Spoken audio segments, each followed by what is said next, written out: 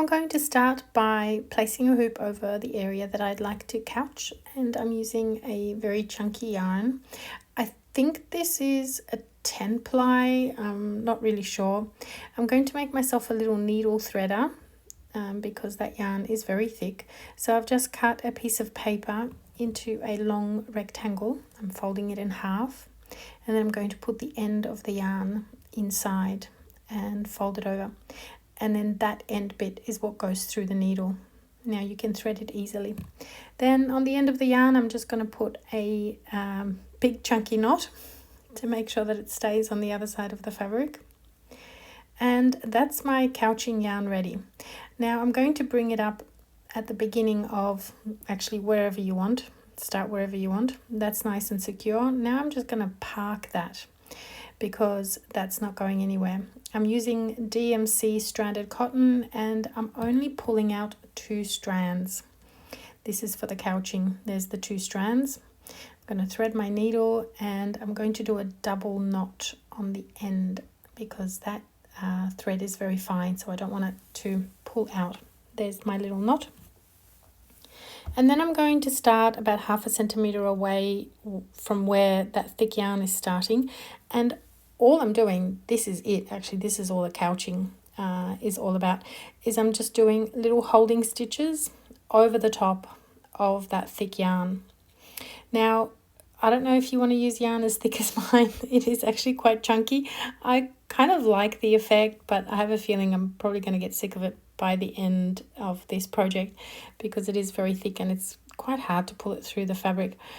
But the couching itself goes very, very smoothly. It's very easy and it goes really quick as well.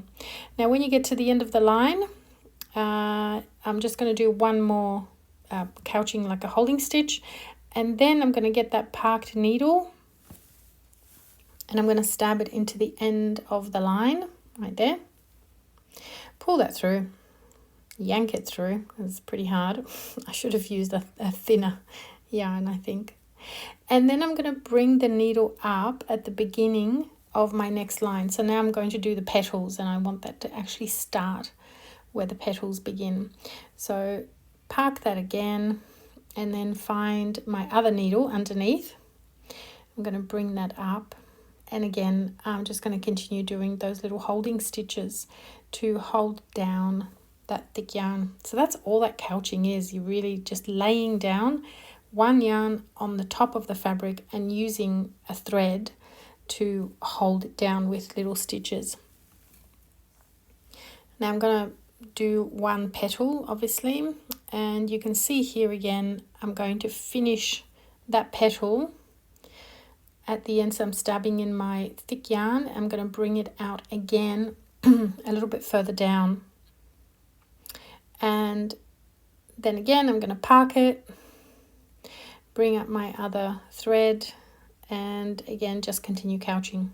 So you can kind of make decisions of where you want to start and end your thick yarns. I usually like it to do it at the end of lines, if that makes sense. I think the more practice you get, the easier it's all going to become and the more sense it's going to make. And now, just for fun, I added a few stitches with my 2 strands of embroidery thread, a little bit of running stitch and a few pistol stitches to finish it off.